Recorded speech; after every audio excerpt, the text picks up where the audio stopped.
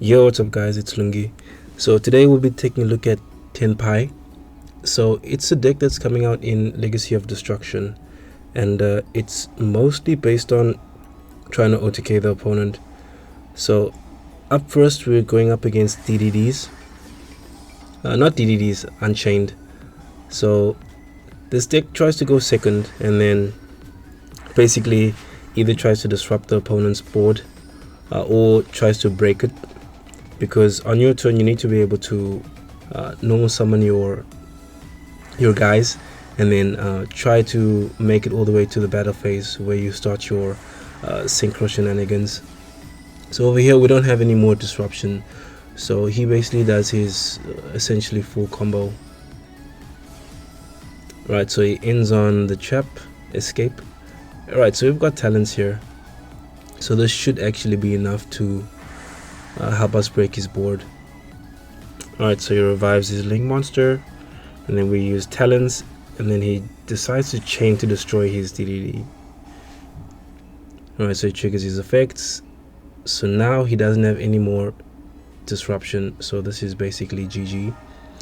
So we summon the green guy, and then we summon the orange guy, going to our level 7, and then now we enter our battle phase. Alright, so we recruit some more monsters, and then we activate the fuel spell from the deck. So how much damage is this? Alright, so Trident, and then he just scoops there before we can do any more damage. Next up is Silent Enforcer. So Silent Enforcer is a bit difficult to deal with, because we're forced to attack the ritual monster, and it's got like 4100 attack. So we basically need to buff our guys or try to get rid of it in order to OTK. So Silent Enforcer is not a good matchup, but here they're unable to summon their ritual monster. Alright, so they are using the new support, so they activate the new continuous spell card that basically lets him ritual summon if we summon a non-ritual monster. So he does get his stuff out. So here we're still going to try to see if we can OTK.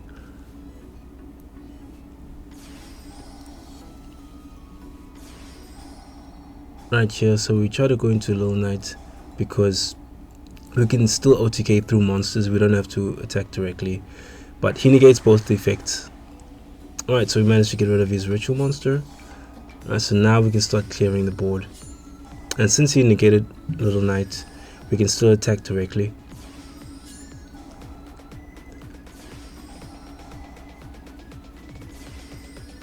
Alright, summon back our synchros. Alright, so we can flip everything into attack mode.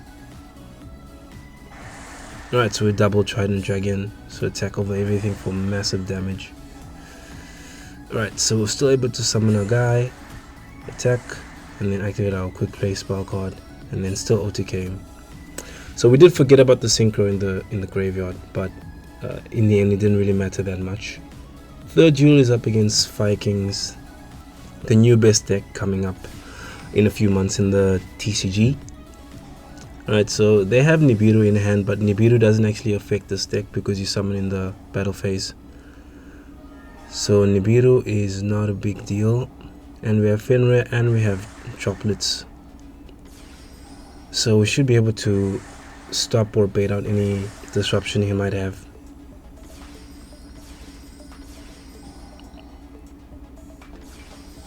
Alright, so he tries to go for Heat Soul. I mean, this makes him easy to kill actually. Alright, so again, try to draw another card. Alright, so he doesn't really have anything threatening here. Alright, so he ashes the field spell, no big deal. Alright, so he obviously didn't read the field spell. Our fire dragons are unaffected in the main phase. Alright, so we're going to battle phase, and this is 100% GG. Right, so he chooses to destroy the field spell for whatever reason instead of the tuner. Alright, so we synchro, and then here we're gonna make a level 10 using our Druiswurm, then get rid of his strongest monster. Trident Dragion, it's just ridiculous amount of damage, and that is GG. So this is going to be the last duel with this deck. So we're up against Dragon Link, and this was before the ban list, so this was before they got another hit. So we have Nib and we have Ash Blossom, so we're just gonna save those for something important.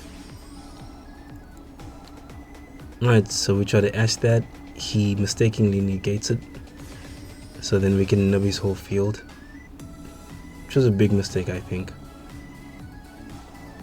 Alright, so what does he do here? Okay, he looks at the hand, but we have 2 searches, so it doesn't matter. Normal summon, he's got 0 disruption, so this is 100% game. 100%. We can just send Blaster. Alright, so we take some damage.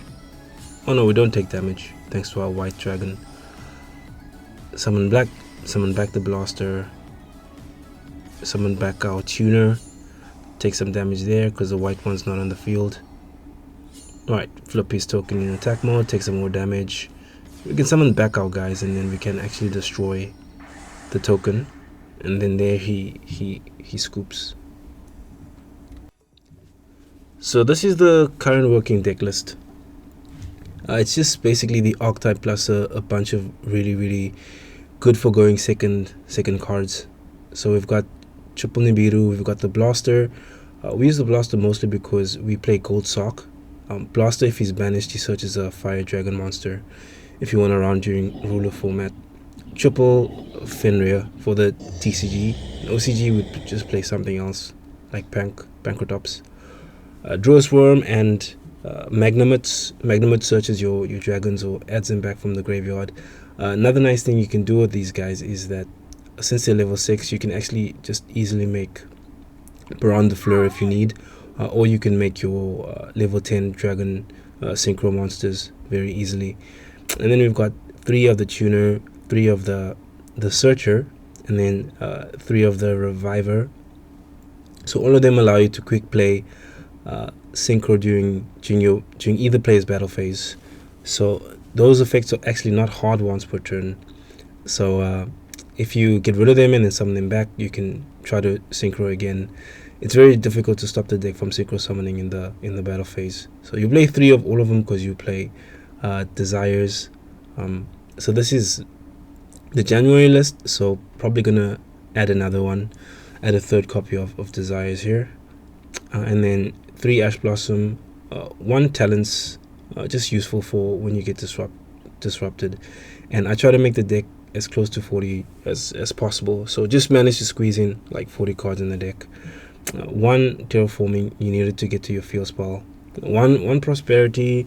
I play in the OCG, so I try to like practice with like OCG ratios. So you can play 3. I don't think 3 is necessary, but if you want to max out on consistency, I guess you could play 3. Double Droplets for space. Double Super Poly. It's at 2 in the OCG, but again, like I don't think you need like 3 copies of it. And then 3 copies of your quick play, 3 copies of your field spell. Very good cards. I think this one might actually become an issue because it's so easy to just OTK your opponent. So you can actually splash this card in many other decks, and in the battle phase you can activate it, and then add this to your hand, special summon it, and then attack with it, and then summon this guy from the deck, and that's just like an extra like 8k damage on top of whatever damage you have on your board. It's kind of ridiculous. So I think this card will become a problem if people actually like try to side this one in, because you can just side like 3-1-1 and then like you're level 7 and like you're level 10, and then it's easy like OTKs like when you go second. It's actually ridiculous. And then triple Imperm, and then your super poly targets, just the 2 of these usually enough. And then Psychic and Punisher. Sometimes monsters are like too high in attack, so you can just summon this guy, and then yeah, it's unaffected by card effects if your life points are lower. Hasn't come up yet. And then if you have to go first, you can make Assault Blackwing Dragon. So Yeah, if he gets 4 counters on it, he destroys all cards on the field. So very good going first option. They have to answer this, and also they take damage in the meantime, so pretty good. And then your level 10, easy, like flips everything into attack mode, so you can attack over everything. Trident Dragion, you can make him go up to 9,000 by destroying your field spell card, so he can attack for 18,000. Absurd. Baronne de Fleur, 2 copies of your level 7. Very important playmaker for the deck. Revives any fire dragon from your graveyard, and he's a tuner as well. And then Moonlight Rose, just to get rid of stuff in your battle phase. Black Rose, yeah, Black Rose is kind of ridiculous. I do have a replay where I was playing against a Rescue Ace with an early version of this deck, and he set all these cards, and then he went into the battle phase. He didn't read anything, so I summoned Black Rose Dragon and I blew up 4 of his monsters and 4 of his back row, and then he just scooped. Little Knight, and then 2 copies of Spheres. Spheres can summon your guys straight from the deck. Second copy is definitely necessary, I think, for defensive purposes. And then 1 Striker Dragon, just to be able to make Little Knight with its negate, not its negate, but its removal ability intact. And then a couple of cards in the side deck, not really that relevant as usual. Just a bunch of like random stuff to help break boards, to help stop people from making boards. So yeah, I think this deck is kind of fun. It's really fun deck. You go second instead of going first. If you go first, you do have some options. Very nice, efficient engine. Just need 1 card to actually just OTK your opponent. You can put in a bunch of stuff in this deck. So I'm really looking forward to this deck once it comes out at the end of the month in the OCG, and once I get the real cards and take it to a tournament, I'll be able to do like a deck profile and then also like a tournament report for you guys, so you guys can just get an understanding of how the deck plays like in a tournament environment. So anyway, that's it for the video. Thanks for watching. Please leave a like, comment, and subscribe, and I will see you next time. Peace.